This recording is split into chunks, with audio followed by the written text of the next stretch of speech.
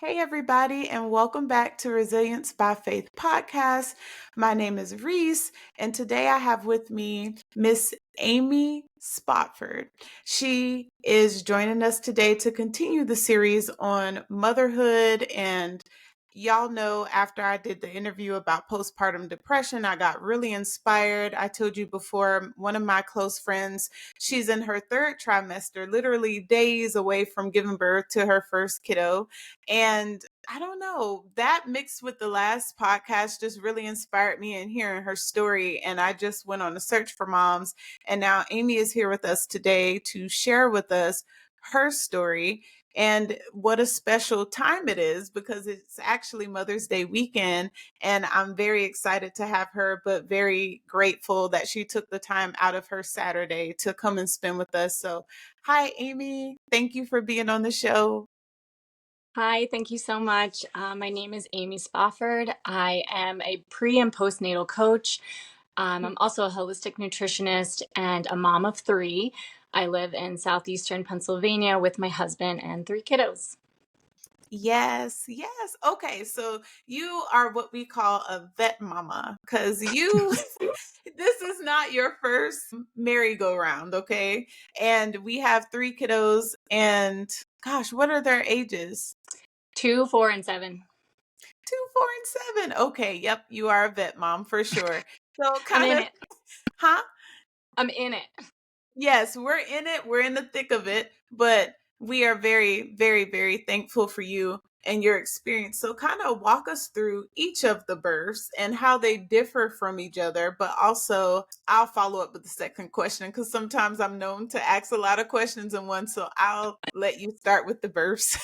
Okay, so each of my three births, of course, were different. Every birth is going to be different, but I look back on each of them fondly, thankfully, for different reasons. So I had two epidural births and I had one unmedicated birth. And my first was my largest baby, and that ended up being an epidural birth because my water broke middle of the day, went to the hospital, and of course, I had no experience. So I was like, I must be 10 centimeters. And they're like, you're 4.5.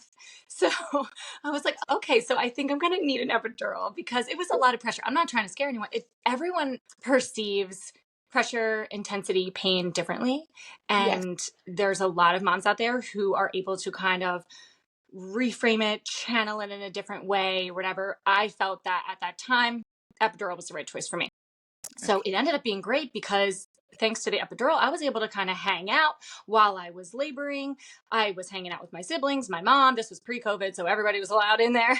Yes. And I was able to do that, hang out until it was like basically time to push. My labor with that one for a first wasn't bad. It was like 10 hours. But that was my largest baby and my first time. So the recovery from that one was actually the hardest. I had a second degree tear with her. Actually, I had a second degree tear with all, but probably because of the size and it being my first time, that was my hardest recovery. But my second birth was so different. I went into labor without water breaking, but I went into labor in the middle of the night, had to call my mom to come over to take care of my first baby. And I waited a little bit long to do that because it was the middle of the night and I wasn't trying to overreact. But Right. by the time she got there and we got to the hospital, my baby was born 15 minutes after we got to the hospital. Ooh, And it was intense, it was wild, but in hindsight, I'm so grateful for that experience because not many people get to experience that unmedicated birth, and it is wild. And so my third time, I also went into labor in the middle of the night. My water broke, and this time I knew, while I appreciated my wild experience, I wanted it to be a little bit of a calmer experience, and so I chose to have an epidural. This was actually the birth where I had pitocin for the first time during labor because my other ones just were progressing on their own. yes. But I had pitocin, and then I used what was called a peanut ball, which kind of looks like an inflated yoga ball, but like in a peanut shape. And they Huh. put you on your side and they have it like between your legs, and it kind of helps the baby labor down. My epidural had worked wonderfully, so I couldn't really feel much. But at one point I was like, I'm feeling a lot of pressure. I think you Uh-huh. need to check me. And they were like, oh, you're 10 centimeters. So that peanut ball, man, it works. And that baby was born with music playing, 4 pushes. And it Yes. was probably my most peaceful birth that I had, my third one. So I love birth stories. I love telling them. I love hearing them. So those are mine. Me too. I think I'm falling in love. I hope that the Lord, well, maybe he's trying to tell me something, maybe he's not, but I'm just in this series where I'm just like, I want to know everything. And I'm very truly inspired because, like you said, birth stories are one of a kind. We all have one, but they all differ from each other. And of course, for those of you guys listening for this first time, I am a PA and I do psychiatry, but in school we had to learn about OBGYN and I had an OBGYN rotation. And I always tell this story about how I've never seen a birth before. And I went on rotations, and my first birth I've ever seen was a vaginal birth. And it was a baby girl. I think we were 5 pounds, 6 ounces, and the dad wasn't there. And it was like an immigrant mom, and they neither one of them spoke a lot of English, but neither one of them wanted to cut the cord. And the doctor knew I was in there, and she was like, "Do you want to cut it?" And I was just like, "Me?" And she was like, "Yeah, go ahead and cut the cord." When I tell you I cut the cord, and it's like all of my little feelings, emotions, my own Pitocin just came spilling out. And then I was like, "Oh, I cut the cord." And then I looked at the baby, and automatically my brain was like, "My baby." Like I didn't want her to take the baby. I didn't want her to take the baby. I was like, "No, it's so beautiful." And everybody in the room was crying, and it was such a moment. And then my second birth I saw was a C-section, and I really didn't understand the need for these boots. I was like, "Well, if the water already broke, then we don't need boots." I was like, "No." But then I put them on, scrubbed in, and I just remember my doctor, she was moving the bladder out the way and I had to retract. And she was like, "Okay." And she cut in too and got the baby out. And that was a toddler. I think that was a 10-pound baby. And she just placed him in my arms. And she was like, "All right, hit the back, get the fluid out." And I was doing it gently. And she was like, "You're not going to break him.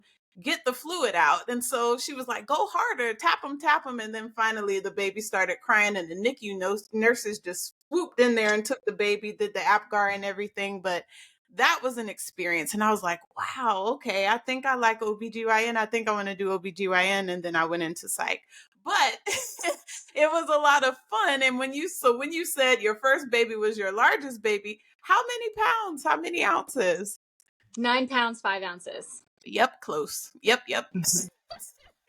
I know. And two different doctors came in to see me after and was like, "How did you not end up in a C-section when you're a first time mom with a baby that big?" And Uh-huh. I mean, I honestly think that I went to chiropractic care during my pregnancy, and I feel like that Uh-huh. really helped my pelvis be aligned. And when your pelvic bowl is aligned, there's less likely that the baby's going to get stuck. So I'll Yeah. never really know why, but I feel Yes. like that could have helped.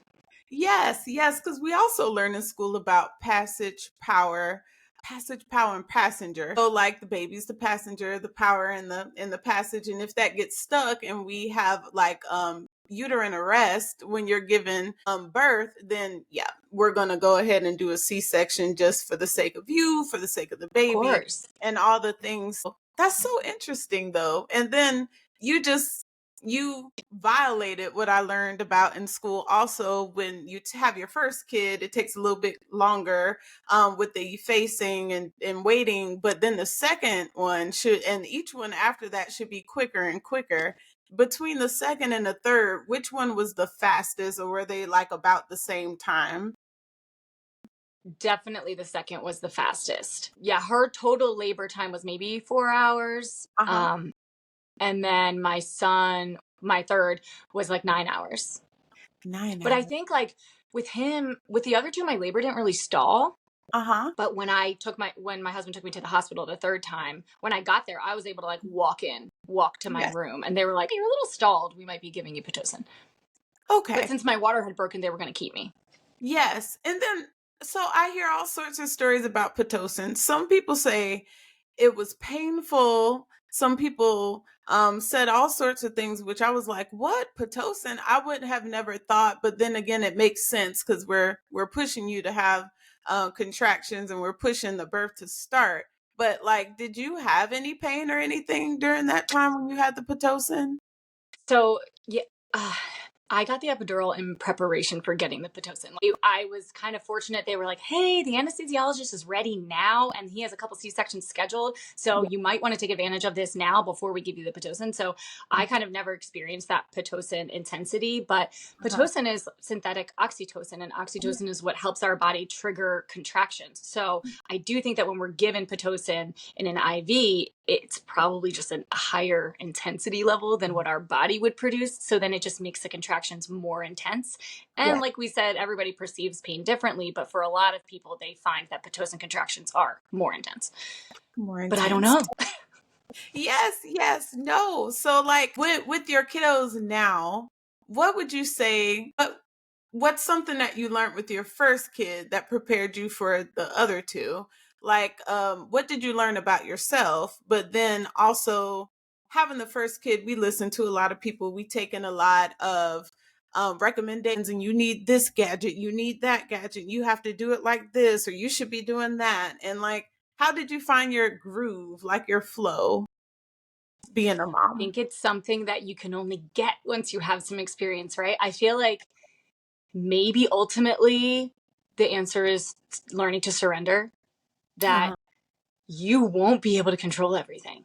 And that Yeah. there are things you can control and prepare for birth and postpartum. I mean, I've built kind of a business around that. But at the Mm-hmm. same time, I think the mental work is such a huge part of it, because we can Uh-huh. prepare all we want. We can control for what we can control, but so much of it is unpredictable. And I Mm-hmm. think the biggest skills you can learn are accepting that things are going to change, Yes. surrendering to this new way of life, being open minded, being able to roll with the punches, that kind of thing. And so once like you hear all this advice, this is how it's going to go, this is what you can do, and then you have your baby and you're like, well, my experience is a little bit different. Yeah. And I wonder if what really opens your eyes to that is when you do have a second and you're like, everything I thought I knew based on this one baby is not necessarily true for this other baby. Yes. If Yes. that all makes sense. Yes, it makes a lot of sense, because you always hear like the jokes about it's not like they're born with instructions, you never know, but they all have unique personalities, and they all differ from each other. Like, how would you explain the personalities of your kiddos, one from the other one versus the third one?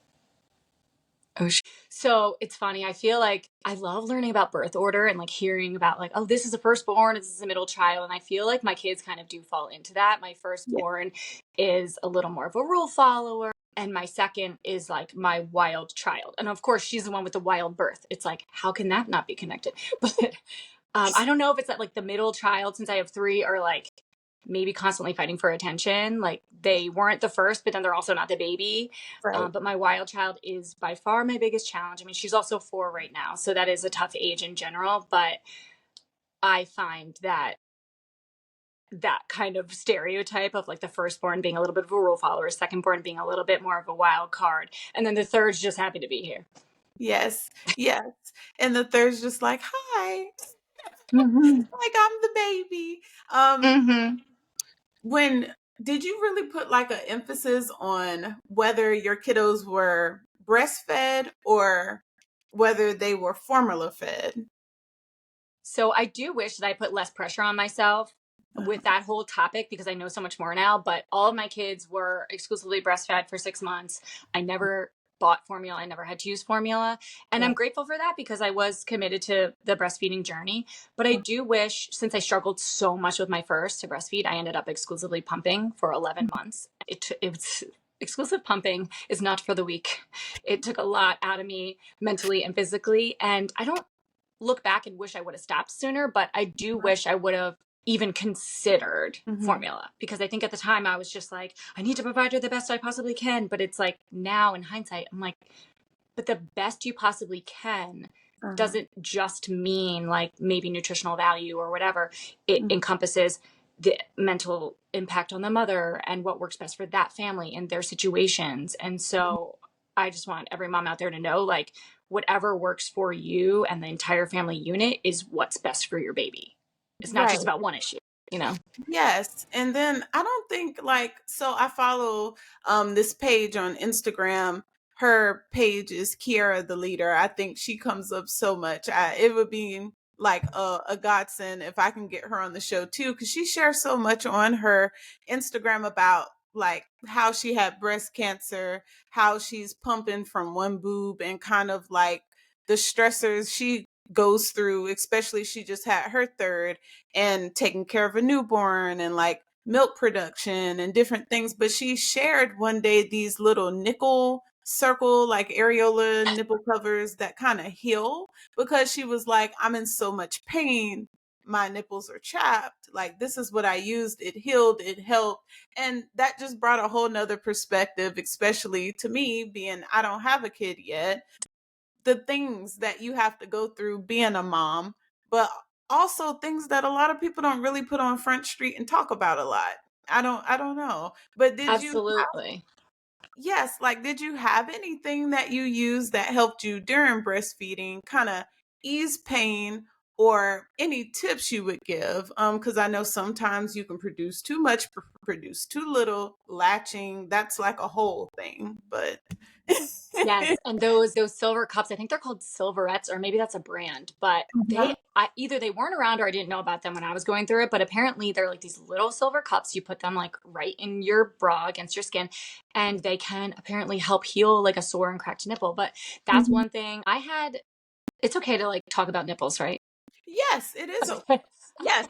So so I had mine were like flat, or they might say like inverted when I first started. And that was one of the issues, because if it's not protruded, your baby has a harder time latching on. And so there's this thing called a nipple shield that is a very, very thin plastic um, shield for your nipple, and it kind of has a protrusion on it with holes in the end, so it's like you put it on there and the baby can latch onto that better, and that helps a lot of people, like help draw out the nipple so the baby can latch. That's one thing I used. Any of those nipple creams and balms are good. There's ones that are organic that you don't have to like wipe off before the baby feeds, but then there's also a prescription one that is incredibly effective, but you really do kind of have to wipe it off before the baby latches so that they're not ingesting this like prescription cream. That was helpful though. I had an oversupply with my first, because since I think I was so worried about my supply and like I ended up exclusively pumping, I focused on emptying the breast completely every time I pumped. And that is the recommendation so that you can build your milk supply. But I think I did it so much that I ended up with a oversupply, which can lead to more engorgement, more clogged milk ducts. So like if you don't empty the breast in a timely fashion, there can be milk that gets clogged in the ducts, and then it feels kind of like a hard pebble or like a pea sized lump under the skin, and it becomes painful, and if you don't resolve it, it can lead to an infection called mastitis. So I was using like warm compresses to relieve those. I was using hand pumps, hand expressing to try to get milk out to relieve those clogs. And these are all things that before you go through it, not people just don't tell you. And Right. it's why on my page, which is called Eat What Feels Good on Instagram and TikTok, I do series called Things They Don't Tell You. And one series is Things They Don't Tell You About Breastfeeding. And it's like all these things that it's like, oh, if I only knew this ahead of time, I wouldn't have had to kind of freak out and Google things in the moment. I would Right. be like, I'm going to go back and watch that video. Or, things just, when you don't get smacked in the face with something and you've heard of it before, it's easier to manage it. So I Yeah, think, like you said, talking about these things is really helpful for those that come after us. right. And then there's another one. We could go on for days, but there's another We one, really could.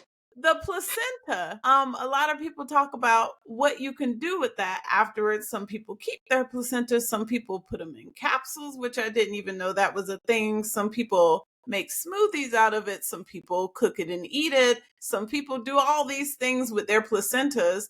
And I'm just like, is there any benefit to that?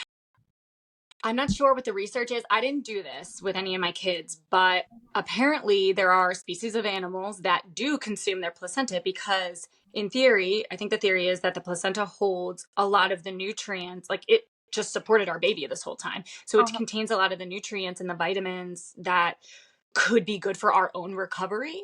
Mhm. And so I think the theory is like people will take their placenta, they send it to like a company or whatever that specializes in this, and they like freeze dry it, put it in capsules, and then you can consume it unless you actually want to like cook it. But a lot of Right. people I think do the placenta encapsulation. I never did it. I I think probably make sure if you do it that it's a very sanitary Right. process, that Yeah. you're protected in that way, but I'm not going to knock anybody who does it. Mhm. The girl, the same girl I was telling you about, she did it with, I think, all three of her kids, but they are exercise, sports, science, personal trainers, and they have a whole business surrounding it. But she always did it, and I always question, is anybody else out there in the world? So if you guys are listening and you have experience doing that, send me a message, leave a comment, and let me know kind of what your experience was and how you went about doing it. Cause that's something that I always like, not questioned, but was interested in learning more about that and kind of what the process would be.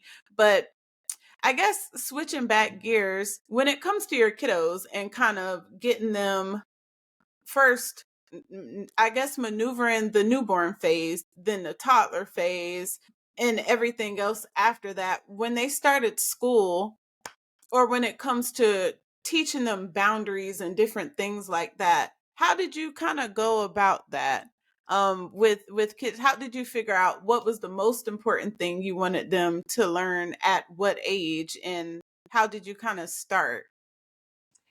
I think, well, I try to do a lot of like reading of like articles and books on parenting and stuff. And I know a lot of other women do that. I think a lot of us kind of start out doing things the way that our parents did them because that's what we know. And Yep. then I think, especially the generation of moms coming up now, is realizing, maybe the way that things were done with us isn't always like the best way. And I think a lot of us are trying to break generational cycles, whether they're mild or, more intense, like Uh-huh. trauma things that you need to resolve. Um, so I think our a natural instinct is to do things the way that our parents did, which is like, send to timeout and, make sure that your kids are disciplined and make sure that they're respecting you and all of this. But with this kind of gentle parenting concept that has come around, it's more about teaching them, like modeling management of conflict better. And like, wait, if we yell at them in conflict, then maybe they'll yell at others when they have conflict. And like, is that really how we want to be managing it? So it is hard to not do things the way things were done for you. But my husband and I think it's so important to be on the same page with your partner. We're like, okay, I think we do actually want to do things a little bit differently. We've chosen to not do like the spanking thing for discipline. We did start out doing the timeouts and we're like, okay, listen, like maybe instead of timeout, we might have to remove a child from a situation, but maybe we go with them and we have a talk. Yeah. And ultimately, I follow Dr. Becky, who's like a parenting expert Uh-huh. on social media. What she says is like, you're gonna mess up. Don't Right. beat yourself up for messing up. Where the connection comes is in the repair. So even if you do lose your cool, because we're all gonna do it, Right. go to the kid, repair the situation, apologize. Because how many of our generation's parents apologized to us when they Right. messed up? Like not many, really. No. If your parents did, you were in the minority, I feel like. Yes. And so if you can go to your child and repair, it actually can build a stronger connection. And then you're setting that example of, oh, this is what it looks like when somebody makes a mistake, owns up to it, comes in, tries to repair, tries to build that connection. And that's where I think we're trying to be like, instead of being these hard disciplinarians, I think we are trying to be firm with boundaries, but Right. explain why, have the conversations, and build the connection. Yes. And sorry, that was a long winded way of saying it, but I think we're all doing our best, but there's some work to be done there.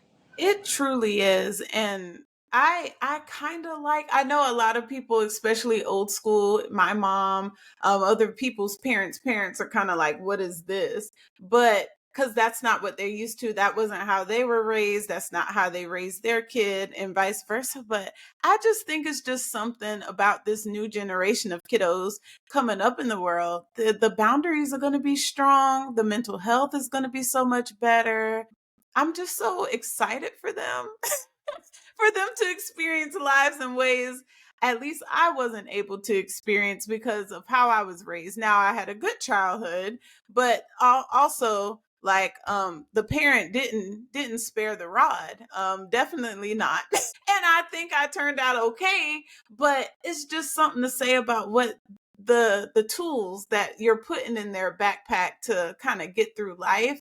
It's completely different, and they have a whole new opportunity. And just excited about how, like, the kids coming up, yes, but then the kids that are going to have the kids, and how that's going to just keep going down the line. That's exciting to me. I don't know. It is to me too, because it's like, wow, this generation of, I guess they're calling it Gen Alpha Yes. after Gen Z, they're going to be more emotionally intelligent.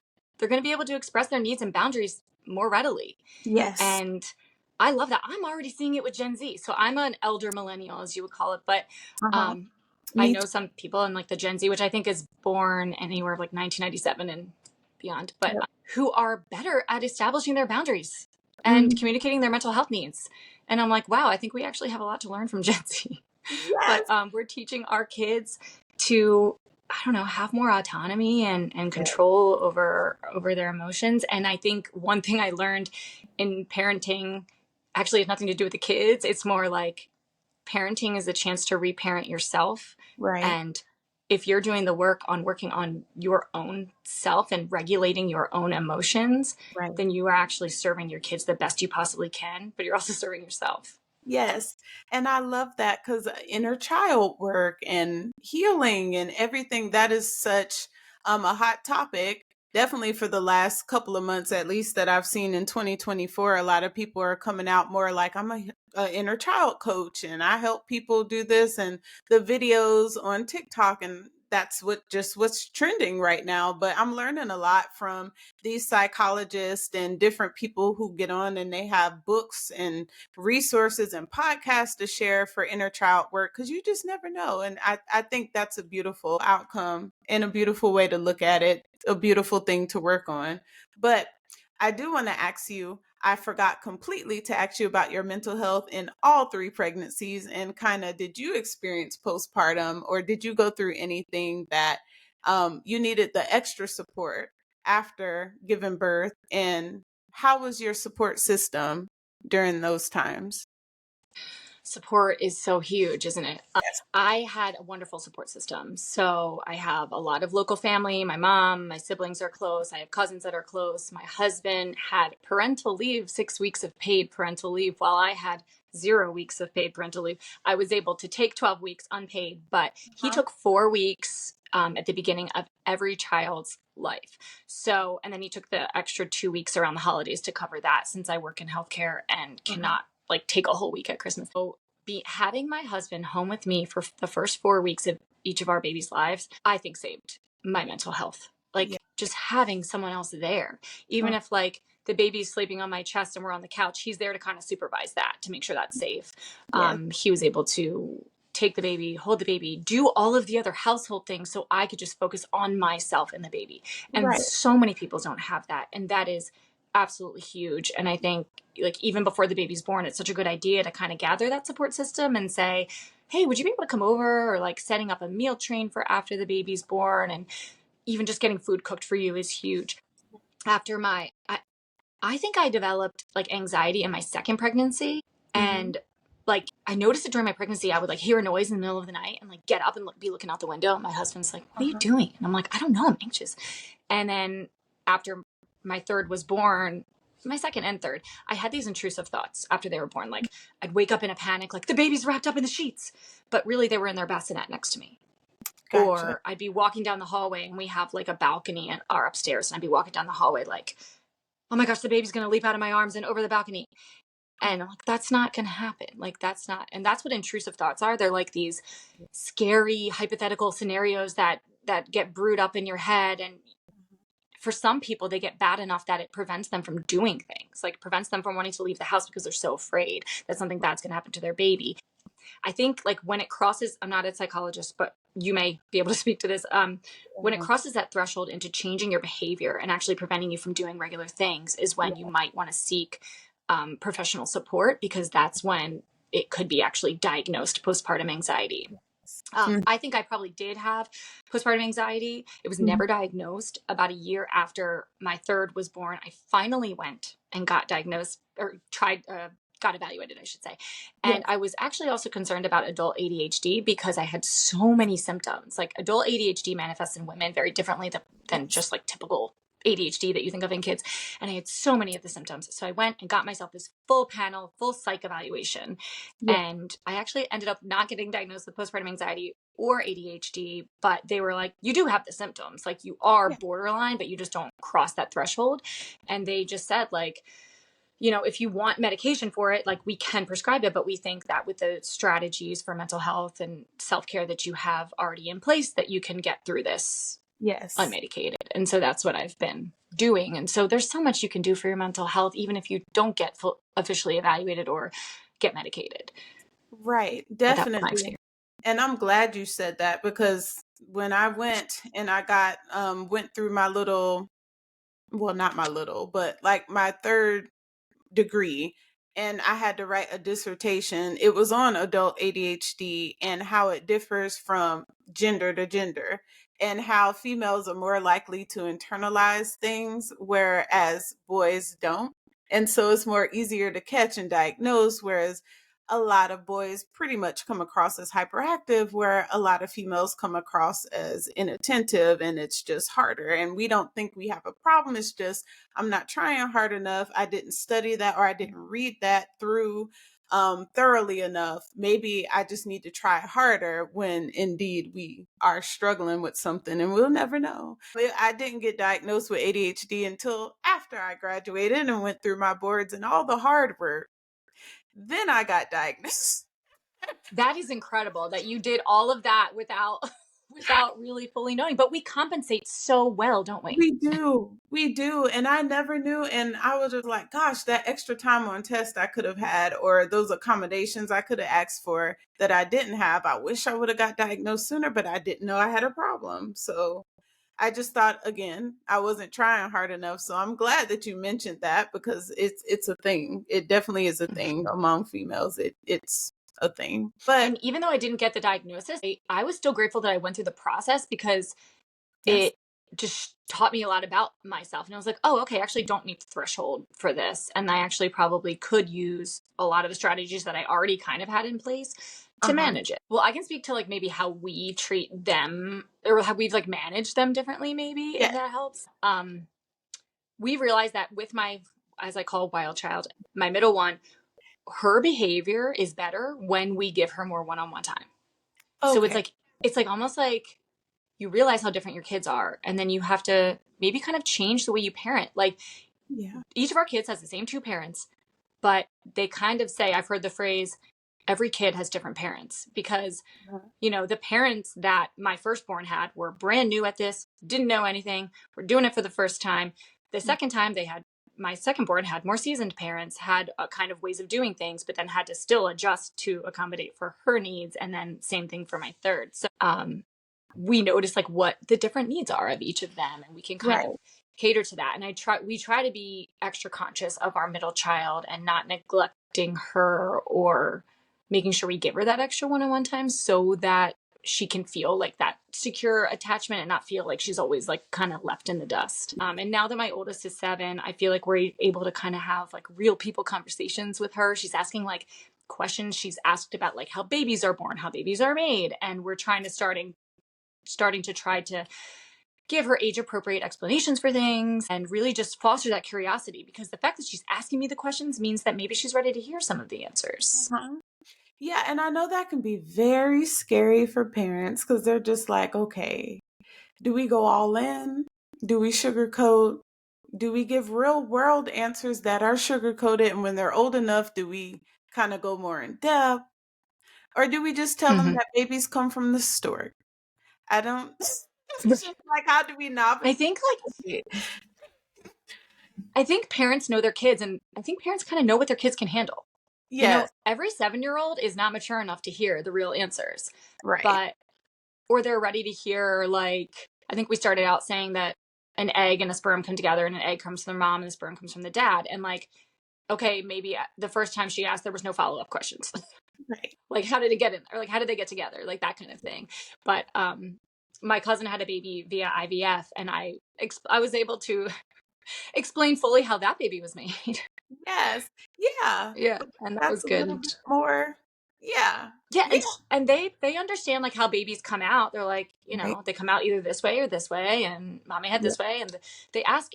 It's amazing, like the thoughtful questions they ask. They're like, so did it hurt? I'm like, oh, well, they gave me medicine so that it didn't hurt, and that Yes. was all.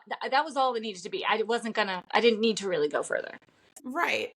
you So, know? how was your first kiddo when you got pregnant with the second one? Were they very supportive, or were they like, what's going on? Why is your stomach growing all of a sudden bigger than the rest of your body? She was only 2. Well, I guess when I got pregnant, she was, like, not even 2. Yes. So, I think she was kinda like, "I don't know what's going on," but she maybe it's because she was the first child or whatever, but she never really gave us any, like, behavior issues about it. She wasn't like, "Whoa, what's this? Who," "what's happening?" Right. When I would be, like, breastfeeding and stuff, she'd be like, "Mommy, play with me," and then I've heard the advice to not, like, blame the baby, like, "Oh, no, I'm feeding Marin right now," like, I can't. It's like, yes, I'd love to play with you. Can you give me 5 minutes and I'll be there for you so that you don't kind of foster that resentment between the kids. Um, but yeah. Wow. And then the when you were pregnant with the baby, how did, like, Oh I yeah. know So when, different ages, when but when I was pregnant with the baby, my oldest was like 4.5. And so she was like, that age, she was like very into it. She was so excited. She would hug my belly. She'd like pull up my shirt and like hug my belly and like poke it. And she's like, I'm giving it a hug. And she just was so stoked. And my middle child at that time was only 2. So she didn't really get it. But yes, I think the older they are when you have another baby, the more like involved, excited, and helpful they can be. yes, and I didn't really go too much into your husband, but kind of like between the first pregnancy and the last one, how did you see the growth in him? Because I know we're all growing together when we're adding to the family, but kind of like how did he change over time during the pregnancies? It's funny, like before I had my first baby, he would like hold a baby like, oh gosh, what is this? Like it's a hot potato or something. But he just like took to it. I feel like I'm the one reading all like the parenting manuals and like things just seem to come natural to him. I don't Yeah, know. But he loved me being pregnant. Like I was like forcing him to like feel the baby kicks. And after a while I think he was like, okay, I got it. Because yeah. I was obsessed with the baby kicks. But he was absolutely great. I mean, he just took to it. Yes. It's crazy how females and males are just different, the way that we differ in personality and how we're just like, you do that, and men are just like, yeah, okay. Yeah. They're like, we'll just go with the flow. But it is funny how now, like, obviously he holds a baby much more comfortably than he did before. Yes, yes, we're not gonna break them. But Yeah. definitely, yes, it's wonderful. How would you say you've grown from the first pregnancy to the third one? I don't even recognize that lady. You know, Yeah, I mean, like after I had my first, I was very much like, I'm not going to change. I'm the yeah, same person. We're just going to strap her to our belt, strap her to our chest, and uh-huh, do all the same things because we're very social. We have a lot of friends. We do a lot of things, and honestly, with one baby, it's actually pretty easy to take them wherever you want to go. Go to a right, crowded restaurant, the like din of the sound in the restaurant, like the baby just sleeps. It's fantastic. yes, But the more kids you have, the harder that is. hmm, But I think I did mentally try to resist the identity shift that right, happens, and it is inevitable. And I do think that that kind of ends up hitting you at some point. And I yes, do encourage pregnant women to just try to like think through that a little bit ahead of time because there is this almost a sense of grief that comes with releasing your former life. And it doesn't mean you have to abandon your personality. You can absolutely feel like you're mostly the same person, but something fundamentally about your life has changed. And right, there's sometimes an identity kind of crisis along with that because, especially if you're working or career person, you're like, okay, I'm this successful, organized, self sufficient, independent career person. These are my roles. Like we all have our labels and we identify so strongly with them. And then all of a sudden, this like huge label gets added to your mhm, resume. And yeah, you're like, am I the same person as I was? Am I going to lose myself because I'm now a mom? Does my entire identity have to be a mom? And mhm. the answer is no, but it's sometimes hard to find that balance. Inevitably, you probably will miss some aspects of your former life, but there's so much good and excitement to come with the changing and added roles. Yes. Yeah, definitely. I think in other like interviews that I've had, we talked about that, like with new moms, with veteran moms, with grandmas, like how identity changed from, hey, I'm a mom to a grandmother versus like, okay, I'm myself And I've always been myself, and I know myself, and I've just grown with myself. And now I'm somebody's mom. Like, is this real? I never thought I could be somebody's mom, and let alone mom to one, but then mom to three. It's like, well, who am I now? They kind of described it as just adding another layer of self, going through the chapters of a book, kind of just letting it unfold and letting the change happen without trying to resist it, because you know it's coming, and we have the months to kind of get prepared for it, but nothing can honestly prepare you for all of it. I think that's a beautiful way of thinking of it. I think Yes, that that whole like story analogy, that like this right. is just part of our story and we're growing. And I do think it's really important to maintain a sense of your true personality, even if you're have adapted and changed over time, because ultimately the years go by fast and you will end up being an empty nester at some point. And you don't want to become an empty nester and then think, well, who am I now? Because Yeah. I abandoned everything else about myself except for being a mom.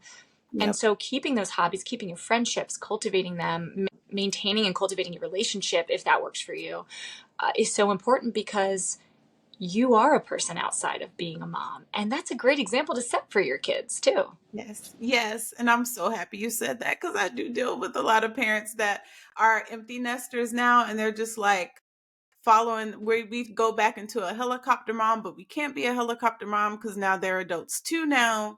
So then it's like, okay, so what do I do? What do me and my husband do? And I try to encourage people, yeah, let's go crochet, bingo, learn a new skill, travel. There's so much to life in every chapter. I feel like it's always new things to discover about yourself, and you never honestly stop growing, even all up until the last days. You're always going to grow and grow and grow. And it's never too late to find yourself again. You know, if you Yeah. find empty nesters that are like, man, I wish I would have done a little bit differently. I wish I would have gone on more of those girls' trips instead of declining because of my kids, or I wish I would have kept up with tennis or whatever. There's never too late. Right. It's never too late. It's never too late. Now, I did know earlier you mentioned like you have a whole business around postnatal care, and I think you said prenatal as well. Can you tell us a little bit more about that?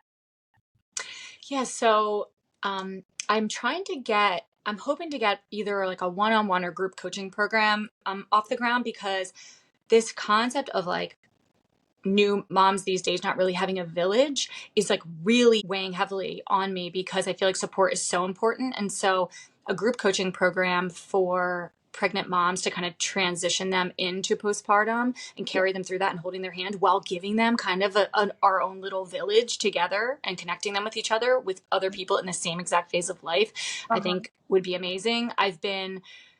I do have a postpartum online course that I've developed that's very comprehensive that would take you through the same thing. But part of me wonders if people would rather kind of have more of a direct connection, and like it would Right. be virtual, but like Zoom calls, Zoom meetings, and like actual real time communication with people versus a like Uh-huh. almost like self-paced DIY course. So my course is still in place. I'm actually turning my course into a written manual now. So I have my Yeah. hands in a lot of things. But that is my goal, my dream, with my ultimate mission being to improve the mental health outcomes of new moms. Because ultimately, I feel like the more supported and prepared that we are Uh-huh. going into it, and the Right. more supported we are after the fact, has got to impact our mental health outcomes. Yes, yes, it does. And I'm so happy. I'm so, so, so happy as a fellow mental health advocate. Like, there are more people finally getting it in every area of life. And I'm just, again, my excitement for the future and what's to come, even after I'm long gone, what the world is going to morph into about mental health, and the things, and how people, the stigma hopefully will go away one day, and how people are just going to embrace that part of their health, because a lot of people neglect it and they suffer and they don't have to, and they don't know about things, and they, why would I go see a psychiatrist? I'm not crazy. I get that a lot. Or, and then they finally come in and they're like, it wasn't as bad as what I thought. I definitely remember one day I had a patient come in and say, "Oh, I thought y'all do lobotomies here or something where they shock your brain." And I was like, "Well, if we were in the 1930s, 1940s or something like that, maybe, but not today." And they just laughed and we laughed together and it wasn't a big deal, but they Yeah. hyped themselves up and they're like, "I wonder what's going to happen." Nothing. Nothing. We're just going to have a It's conversation. That's it.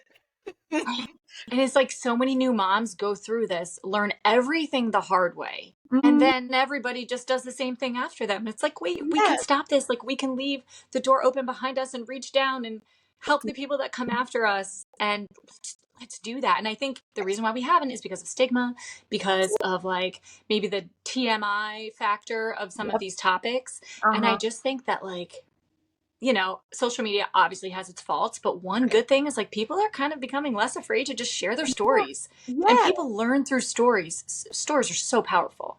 They are. And that was one of the reasons why I started the podcast is because I was like, everybody has resilience. We're all a human race all together just trying to figure it out. Why not share our stories together so that we can be inspired by one another and know that we're not alone? So I thank you for telling us about what you do, but why you do it. And if my audience wants to find you on social media or support you in any way, give you some feedback about today, how can they connect with you? So I'm on Instagram and TikTok at Eat What Feels Good. And I think I created that account back when I got my holistic nutrition certification. Part of my postpartum program does also involve like healing through nutrition and eating in ways that can support our nutrition without any of the dogma, no restriction, nothing like that, because Right. healing, nourishment is so important for healing. But yes, so Eat What Feels Good at Instagram and TikTok. I have a website, amyspofford.com. Uh-huh. And please reach out and ask me anything or follow me or share my account with any pregnant person that you love, because I really feel like knowledge is power. My It is. intent is never to scare people. It's always to inform, prepare, and then provide tangible solutions, Yes. And so I just love it. I have loved this conversation. Me I too. really Me appreciate too. the opportunity. Yes, and thank you for coming on and sharing all that you have. And I just have a feeling that pretty soon I'll be on your podcast. I don't want to put that on you, but I have a feeling like the topics that you cover are so important. And I feel like there's so many people, we're just all out here trying to figure it out, but we don't have to do it alone. And I think the topics that you cover is definitely something that other people need to hear. If anything, I need to hear, because one day, if God bless me, I will have a kid. And I don't want to feel like I'm alone or I can't relate to other people because they're over here and I'm over here. Like, support is so important. And I think creating that group and having people feel connected, no matter what their story is, just knowing that they have somebody there with them is wonderful. I hope that everything comes Solidarity is together. half the battle. I swear. Yes, Like, just people feeling like their feelings are valid yes, is like yes. so much of it. Yes, so if anything, I want to encourage you to go ahead and do it. Just go ahead and do it. It doesn't have to be perfect. There's not a perfect time. Just go ahead and put it out there and let it beautifully come together, because there's a reason why it's on your heart. And I'm telling you, it's very much so needed. Very much so needed. Thank you so much. Maybe this is my sign. Yep, confirmation. But thank you guys so much for listening. I hope that you enjoyed this show. We are going to continue our series, and definitely leave your comments, leave your feedback, get in touch with Amy, let her know what you think and what you got from the show and what you've learned, and anything you're more interested in learning more about. Definitely reach out to her, and I will see you guys on the next episode. Bye, guys. Thank you, Amy, so much for Bye. coming. Thank you. Thank you. Okay, let me